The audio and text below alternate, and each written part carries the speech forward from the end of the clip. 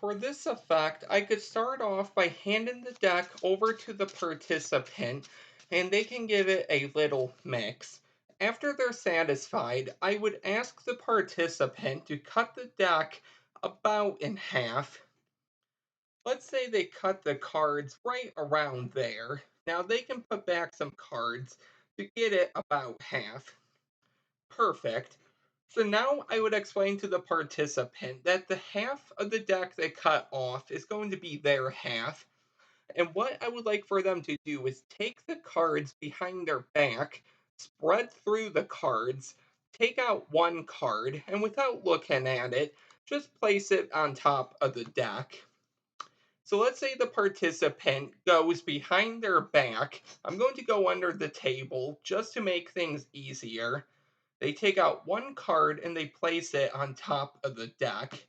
They bring their hands back out and they put the cards down. I now tell the participant that I am going to do the same thing as well. So I'm going to go through the deck, take out one card, and place it right on top of the deck. Perfect. So now what we're going to do is lose our selections in each other's half. So first, the participant can go ahead and lose their card in their half. Now, just so you know what the card is, I'm going to show it to you, but I don't want to see it. Go ahead and remember that card. We could then have them go ahead and really place their card anywhere they would like. Let's say they place it there, right near the bottom of the deck. So now I'm going to take my card. I'm going to look at it as well. Okay. And then I will place it in the participant's half. In this case, it's near the bottom, as you can tell. And we can push that in. So what I'm going to do is hand the participant my half of the deck, and I would like for them to put their hands behind their back first, actually, and then I will hand them my half. So let's say they put their hands behind their back and I hand them my half of the deck. I would like for them to just hold the packet, and when they feel like their card has turned face up, bring the packet back in view. So let's say they go ahead and they imagine it, and then they bring their packet back out in view. I would then ask the participant to name their card out loud. Let's say they do that right now. I would then take the cards back from the participant, spread through the half, and you can see one card is face up, and it should be the participant's card, the ace of clubs. Now, if you remember, I actually had selected a card as well, and my card was the Two of Hearts. So if I wave my hand over the deck, I don't even need to snap my fingers.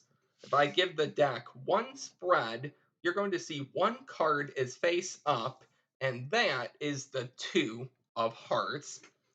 And that is today's effect.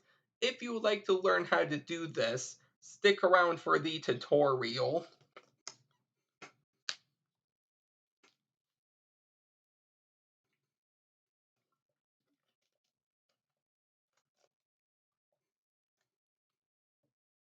Okay, so before I get into the tutorial, the cards I am using are the Hellions or the Helions by Daniel Madison. I'm not too sure how you say the name.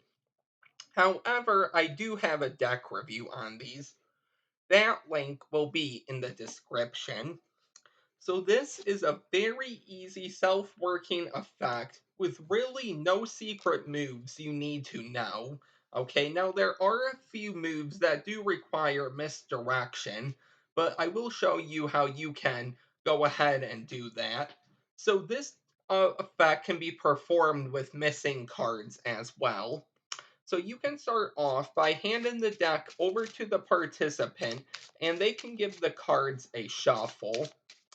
After they have handed the cards back, The first thing you need to do is look at the bottom card and remember it.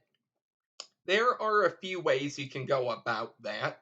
The first way is after the participant is done shuffling the deck and they hand it to you, you're going to take the deck back and you're just going to discreetly, pick up the deck some, but not too much. And you're just going to look at this corner right here. So this pip or this indice, which is going to tell you the card is the two of clubs. Okay, so we know the deck was shuffled. They hand the deck to us. We take it back and we just look and we see now it is the seven of diamonds once again, which was before the two of clubs.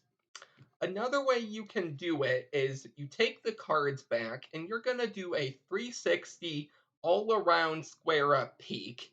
So basically, you're going to hold the cards like this in your a non-dominant hand with your middle ring pinky on top, thumb at the back, index curled on top. You're gonna rotate your wrist, come in with your other hand, put your middle ring pinky on the side. My index finger is curled right here, my thumb is on the other side, and then I finish rotating the deck, which is going to look like this, but it can actually tell you what the card is. Okay, so exposed, it's going to look like that. The last way you could do it that's easy is just take the cards face up and either spread them out on the table or in your hand, and you just look at the top card and you remember it. In this case, the seven of diamonds. So those are probably the most beginner ways I can think of, and I'm going to keep this just beginner because this is a beginner effect. So you're going to turn the deck face down, put it on the table, and ask the participant to cut the deck about in half. Now it's going to help if it's close to half, so you really don't want that many cards, and you really don't want that many cards. Okay, so let's say they cut it about half, give or take. If you line up both halves squared up and you put them together like this, and you get down about eye level, you should be able to tell. Now I can tell I'm one card off right here, and then I would be set, but it doesn't matter. You're now going to pick up the bottom half of the deck. So the cards the participant cut over, you're going to go to the next half, which is going to have your key card on the bottom. And you explain to the participant that you would like for them, with their half, to spread through the cards somewhere to the middle, which would be nice. It doesn't have to be, though. Take out one card and then just place it on top of the deck. Now, the only reason I say the middle is because personally I don't go near the bottom. Okay, now if you want, because they are going to be messing with their half, it really doesn't matter. But since I never go near the bottom, I just feel that is a little weird. But it really doesn't matter. They're going to take out that card, don't look at it, and place it on top of the deck. And this is optional. You're not going to be able to do it with your half unless you do some advanced moves, which I'm not going to go over, but they could shuffle this half. And then I will explain what I mean for your half. So they're going to go through, take out one card, don't look at it, and place it on top of the deck. So, if you want, you could shuffle your half as well before you go behind your back. However, you just want to keep the seven of diamonds on the bottom. Now, one way to do that is with a retention milk shuffle, which is a little advanced, but I will link my overhand shuffle video in the description. But you're just gonna go under the table or behind your back, and all you're gonna do is spread to the bottom, take these bottom two cards, turn them face up, put the rest of the deck on top, and then turn the cards over. So now what you have are two cards face down on top with the card you remembered second from the top. So one more time, You have the card you looked at on the bottom, behind your back, or under the table. You're going to spread to the bottom, take those bottom two cards, hold them together as one, but turn them over, leave them on the bottom, and then turn the rest of the cards over. Now, when you bring these cards back out, you're going to want to be careful you don't spread and flash.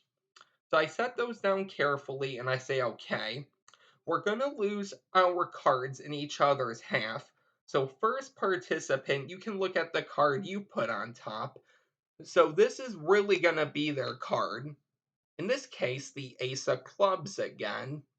And what you want them to do is put their card anywhere in your half. Now, if you remember, your half is actually face up. So, what I do is I carefully pick up the deck, I hold it sort of firm like this so you can see it, and then they can just slide their card in. You can lift up the card and show them one more time it's really theirs, and then they can push it in.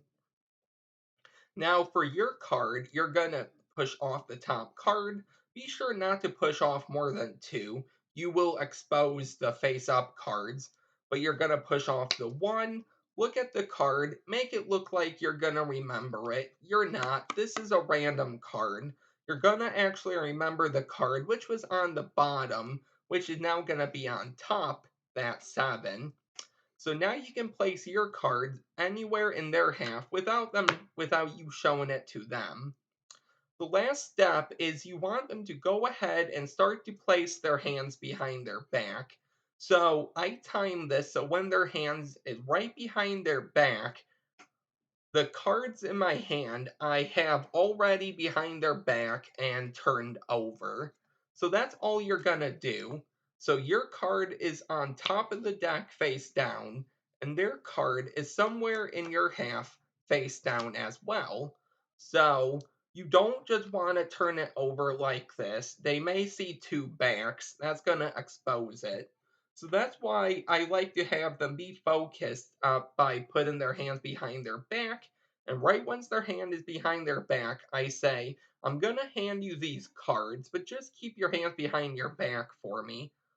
So let's say this is, their back, okay? It's a little hard to do, but right once their hands are behind, let's say here, I turn the deck over and then I hand it to them. Okay, so that's all you really did. If you can come up with another way of doing it, that's fine.